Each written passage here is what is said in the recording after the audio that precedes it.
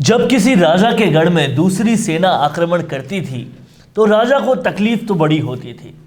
लोकतंत्र में भी जब आपके वोटों पर आक्रमण होता है किसी दूसरी पार्टी का, किसी दूसरे नेता का, तो वैसी ही आपत्ति, वैसा ही दर्द होता है। और कुछ ऐसा ही करने राजस्थान में आ रहे हैं ओवैसी। और राजस्थान में असदुद्दीन ओवैसी अब सचिन पायलट के गढ़ से शुरू करके कांग्रेस के वोटों में सेंधमारी करने की पूरी तरह से तैयारी कर रहे हैं।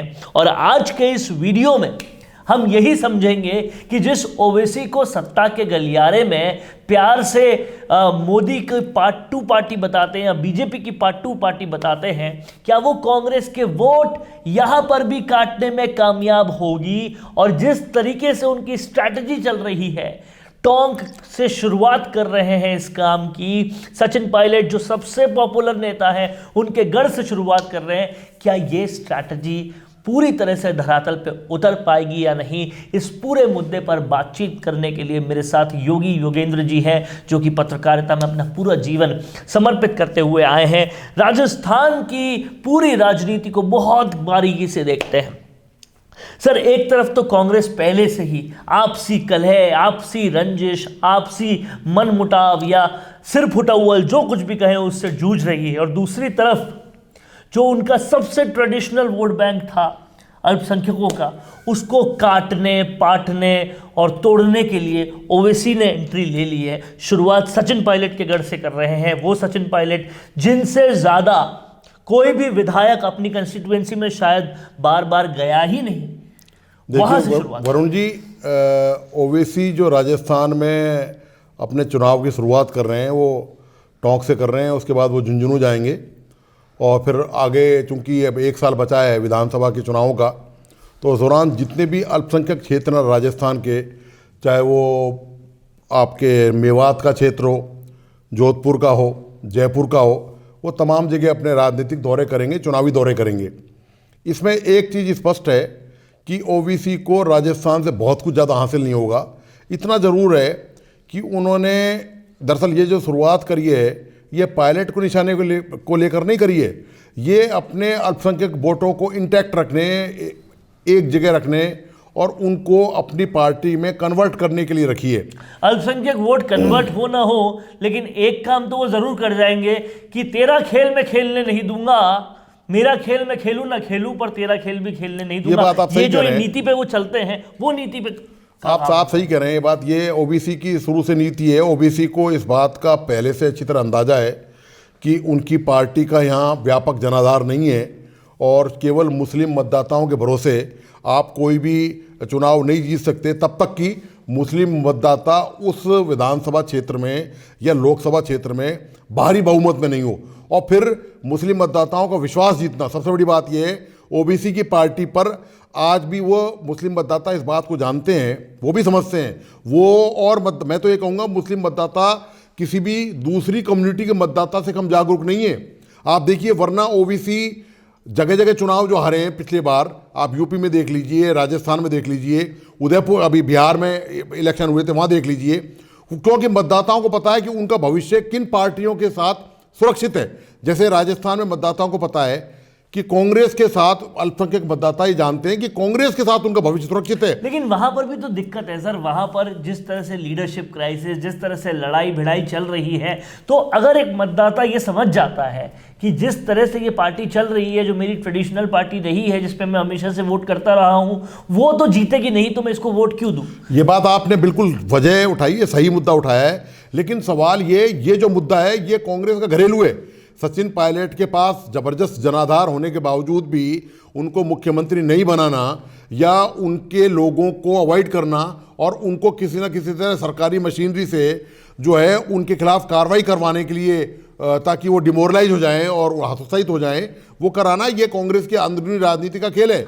जो माना मैंने ये अंदरूनी राजनीति का खेल है, लेकिन आप ये समझिए, मसलन मैं एक अल्पसंख्यक वोटर हूं और मेरा ट्रेडिशनल वोट बैंक कांग्रेस रहा है, पर अगर मेरे पेपर लीक हो गए, मुझे राजस्थान में बहुत सारी चीज़ें दिख रही है, घोटालेबाजी दिख रही है, बहुत सब कुछ दिख रहा है, और मैंने समझ लिया इस चीज़ को कि बीजेपी को तो मैं वोट दूंगा नहीं और कांग्रेस वोट देकर कोई फायदा नहीं क्योंकि जीतेगी नहीं, तो मेरे पास तीसरा विकल्प बचेगा क्या? और तब मुझे अगर ओवैसी एक विकल्प दिखता है और मैंने वहां पर थोड़े वोट डाल दिए, सबने नहीं डाले लेकिन कुछ ने भी डाल दिए, तो कांग्रेस का तो बना बनाया गेम वैसे ही समाप्त हो जाता है।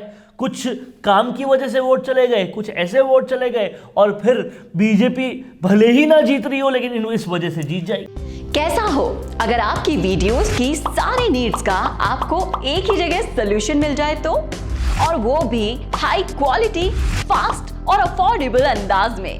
और जरा सोचिए कैसा हो अगर उसी सॉल्यूशन में आपको मिल जाए प्रोफेशनल एक्टर्स, पूरा वीडियो प्रोडक्शन हाउस और हाईली प्रोफेशनल वीडियो एक्सपर्ट्स, और वो भी बहुत ही कॉस्ट इफेक्टिव तरीके से। और कैसा हो कि ये सब भी आपको डिजिटली डिलीवर हो जाए सिर्फ कुछ क्लिक्स में, जिससे आपका पैसा और वक्त दोनों बच जाएगा। तो अब ये सब कुछ हो सकता है मिशी मीडिया सॉल्यूशंस के साथ। वेलकम टू मिशी media solutions, your one stop solution for fast and affordable videos for business promotion. तो आज ही कॉल करें स्क्रीन पर दिए गए नंबर्स पर या फिर लॉग इन कीजिए हमारी वेबसाइट पर। बिल्कुल सही कहा, यह बात बिल्कुल ठीक है कि राजस्थान में पेपर लीक हो रहे हैं, युवाओं को रोजगार का मौका नहीं है।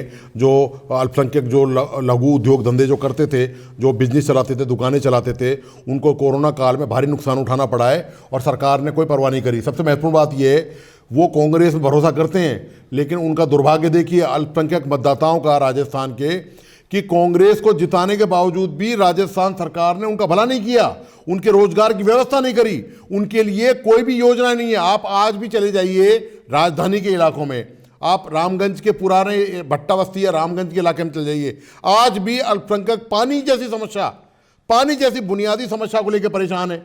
आप देखिए वहां पर सफाई नहीं हो रही, सफाई की कोई व्यवस्था नहीं है, पूरे शहर में आपको सफाई नजर आएगी। हालात ज्यों के त्यों हैं, तो फिर उनको भी तो एक नए विकल्प की तलाश है, और अगर वो नया विकल्प सबको नहीं लेकिन कुछ को भी ओवैसी के तौर पे मिलता है और वो वोट तोड़ने में कामयाब रहते हैं, तो फिर एक तरफ तो कांग्रेस के कुछ लोग कांग्रेस को पहले से ही दीमक की तरह अंदर से खा रहे हैं, ऊपर से ओवैसी बाहर से आ जा रहे हैं। ऐसे में मुझे लगता है कि बीजेपी जैसी पार्टियों को ज्यादा कुछ करने की जरूरत ही नहीं पड़ेगी बिना कुछ किए। वैसे भी अपोजिशन का रोल उन्होंने निभाया नहीं, धर्म उन्होंने निभाया नहीं, अकेले किरोड़ी लाल मीणा कुछ कर लेते तो उससे एज अ होल बीजेपी के लिए कोई ट्रस्ट बनता नहीं। लेकिन बीजेपी को कुछ करने की जरूरत भी नहीं, क्योंकि एक तरफ कांग्रेस अपने अंदर से लड़ रही है, दूसरी तरफ बाहर से ओवैसी आ रहे, ऐसे सारे चीजें होती रही, थोड़ा बहुत वो वोट आम आदमी पार्टी काट लेगी, बीजेपी को थाली में परोस के सत्ता मिल जाएगी। ये बात वरुण जी बिल्कुल ठीक है कि ओवैसी जो है वो मुसलमानों के बहुत बड़े नेता हैं, तो मुसलमान उनकी बात सुनने के लिए इकट्ठे तो होते हैं, लेकिन सवाल चक्कर क्या है कि सवाल जब वोटों के ध्रुवीकरण का होता है तो वो सांप्रदायिक ध्रुवीकरण के आधार पर ही होता है। जब वोट देने की बारी आती है, चूंकि ओवैसी निश्चित तौर पर राजस्थान में अपनी जड़ जमाने का प्रयास कई सालों से कर रहे हैं, पिछले चुनाव में भी कर चुके हैं, उससे पहले भी उनके प्रयास रहे, लेकिन चूंकि उनका यहाँ राजस्थान में उनकी पार्टी का जो नेटवर्क नहीं है, जब तक राजस्थान में ओवैसी की पार्टी का नेटवर्क नहीं होगा, निश्चित तौर पर वो वोट जरूर काटेंगे। ये तो तय है कि वो खाली हाथ तो यहाँ से नहीं जाएंगे, वोट तो जरूर लेके जाएंगे, लेकिन वो जो वोटिंग शेयर होगा वो कांग्रेस के लिए नुकसानदायक होगा, क्योंकि वो वोट भी भारतीय जनता पार्टी के नहीं है, और भारतीय जनता पार्टी के वोट नहीं होने के कारण कांग्रेस को यदि नुकसान हो रहा है तो निश्चित तौर पे ओवैसी को कोई फायदा नहीं होने वाला। अब जब आप ये समझ लीजिए। आपने जब यहाँ पर जयपुर की बात की, रामगंज की बात की, तो मैं आपको एक चीज़ से और वाकिफ कराता हूँ कि रफ़ीक खान या फिर अगर हम अमीन कागजी, इन दो मेजर विधायकों की बात करते हैं, जब अल्पसंख्यक विधायकों की बात होती है तो एक को राहुल गांधी ने भारत जोड़ो आंदोलन में धुतकार दिया, और दूसरा जो है वो अपनी सरकार से नाराज चल रहा है कि उनके काम नहीं हो रहे। पहले बहुत खुश थे लेकिन अब नाराज चल रहे हैं क्योंकि जनता को दिखाने के लिए कुछ तो हो। और ऐसे में जब विधायकों को खुश नहीं कर पा रही कांग्रेस पार्टी अल्पसंख्यक, तो अल्पसंख्यक जनता को कैसे खुश करेगी? ये बात आपकी बिल्कुल ठीक है। आप देखिए मेवात इलाके की हालत देखिए, आज भी वो वोट कांग्रेस का है।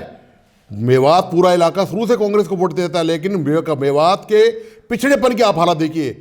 आज भी कितने क्रिमिनल की जो वारदातें होती हैं, आपराधिक वारदातें, आए दिन आप देख लीजिए। वो सर्वाधिक मेवात से आपको सूचना आएंगी। सर, कांग्रेस के घरों को तो हमने लुटते हुए आंखों के सामने देखा है।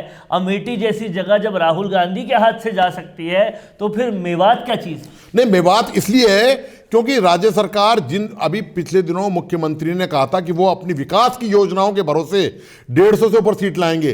तो वरुण जी, वो विकास की योजनाएं आप मेवात के इलाके में जाके देखिए, आप नगर में जाइए, आप कामा में जाइए, आप नौगांवा में जाइए, आप झरका फिरोजपुर में जाइए, इनके जो भी गांव हैं उन इलाकों में ना आपको गलियां हैं पक्की, ना पानी पीने की व्यवस्था है, लाइट का आता पता नहीं है, स्कूलों की शिक्षा का आता पता नहीं है। सरकारी योजनाएं, जिन सरकारी योजनाओं के बलबूते मुख्यमंत्री ये दावा कर रहे थे कि वो वापसी करेंगे सत्ता में, आप उनके हाल तो देखिए। तो ओवैसी जो आ रहे हैं वो उन मुस्लिम मतदाताओं की जो दुखती रग है वो उस पे हाथ रखने आ रहे हैं। और उतना दूर जाने की जरूरत भी नहीं है। अगर हसनपुरा को भी देख लेंगे या फिर रामगंज को भी देख लेंगे या फिर राजधानी के बड़े इलाकों को भी, भट्टा बस्ती को भी देख लेंगे, तो भी जो समस्या आज से कई साल पहले, आज से दशकों पहले थी, गंदगी समस्या थी, हाइजीन समस्या थी, सड़क समस्या थी, रोजगार नहीं है उनके पास। सबसे बड़ी बात तो रोजगार नहीं है। समस्या आज भी है। आपको अल्पसंख्यकों ने इतने सालों तक वोट दिया, आपने उस वोट का क्या किया? और मैं आपको सच बताता हूं, मैं जब इन गलियों में घूमा, मैं जब इन गलियों में गया, तो आप इस बात को समझिए कि महिला अल्पसंख्यक जो है वो तो अपना वोट पहले से तब्दील कर चुकी है। ट्रिपल तलाक एक ऐसा मसला है जिसमें धरातल पर लोग माने ना माने, लेकिन जब बंद बैलेट बॉक्स पे वोट जाता है तो वो बदल चुका है। ऐसे बदलाव अब बहुत तेजी से हो रहा है। तो जो थोड़ा बहुत झोली में बचा है कांग्रेस का, उसको भी अगर ओवैसी जैसे प्लेयर्स काट लेंगे, और अगर ढंग से उन्होंने काट लिया यहाँ पर, तो उन्हें फायदा हो ना हो, कांग्रेस को ऑल टाइम नुकसान हो जाएगा। बचे कुछ जो 2-3 स्टेट्स हैं वो भी नहीं बचेंगे। देखिए, ओवैसी को यहाँ राजस्थान में फायदा तभी हो सकता है क्योंकि यहाँ 2 पार्टी रूल करती आई हैं शुरू से, और उन्हीं का बहुमत रहा है, कांग्रेस और भारतीय जनता पार्टी का। कभी कांग्रेस की सरकार आती है, कभी भारतीय जनता पार्टी की सरकार आती है। ओबीसी की कामयाबी के लिए ज़रूरी है कि ओबीसी जो अपने प्रत्याशी खड़ा करें, वो जो भी और जो रीजनल पार्टी हैं, जैसे हनुमान बेनीवाल की पार्टी है, बहुजन समाज पार्टी है, ये जो पार्टियां हैं, इनसे जब तक उनका गठबंधन नहीं होगा, उनका वोट बैंक जब तक इनके वोट बैंक की तरफ नहीं आएगा, तब तक ओबीसी सीट नहीं निकाल सकते। वोट तो भले ही काट लेंगे वो, हालांकि वो निश्चित तौर पर नुकसान कांग्रेस को ही होगा। किसी भी हालत में कांग्रेस तो नुकसान से बचेगी नहीं, ये तो निश्चित मान के चलिए। और सर, पर्दे के आगे की तस्वीर ये है कि ओवैसी को घाटा है उनके खुद के हारने से, लेकिन पर्दे के पीछे की तस्वीर जो सियासी गलियारों में बोली जाती है कि उनको फायदा बीजेपी के जीतने से भी है। नहीं, उनको फायदा बीजेपी के जीतने से तो निश्चित तौर पर बीजेपी की जो सेकंड टीम कहा जाता है, उसकी वजह क्या है? उसकी वजह यह है कि कांग्रेस ने जो मुद्दे थे ना, उन मुद्दों पर ओवैसी को कभी सपोर्ट नहीं किया। आप चाहे ट्रिपल तलाक का मुद्दा हो, कांग्रेस ने कभी सपोर्ट नहीं किया।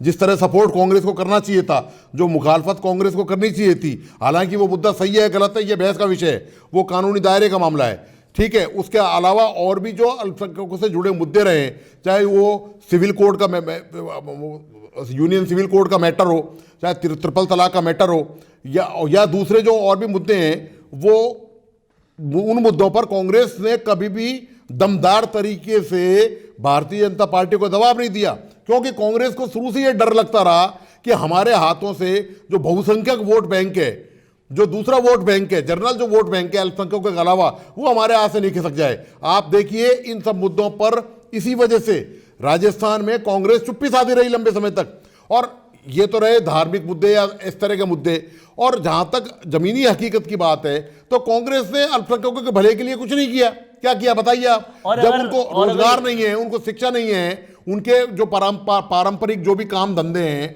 वो उनके बंद हो चुके हैं, आगे सरकारी नौकरी में कोई रास्ता नहीं है उनके पास। उसके बाद भी अपना वोट बैंक ठीक करने की बजाय राहुल गांधी मंदिर मंदिर जा रहे हैं और दूसरे वोट बैंक पर जो है आंखें गड़ाए बैठे हैं। लेकिन अगर पूरे भारत की तस्वीर देखी जाए, अगर पूरे इंडिया की तस्वीर देखी जाए, तो ये समझ में आता है मोटे तौर पर कि आज आम आदमी पार्टी भी, आज ओवैसी की पार्टी भी वही हिस्सा वोट का ले रहे हैं जो कहीं ना कहीं पहले कांग्रेस का हिस्सा हुआ करता था। और उससे भी थोड़ा पहले चले जाएं, हिस्ट्री में चले जाएं, तो समझ में आता है चाहे वो तृणमूल कांग्रेस हो या कांग्रेस से निकली हुई और जितनी भी पार्टियां हो, वही हिस्सा ले रही है वोटों का जो कांग्रेस का हुआ करता था।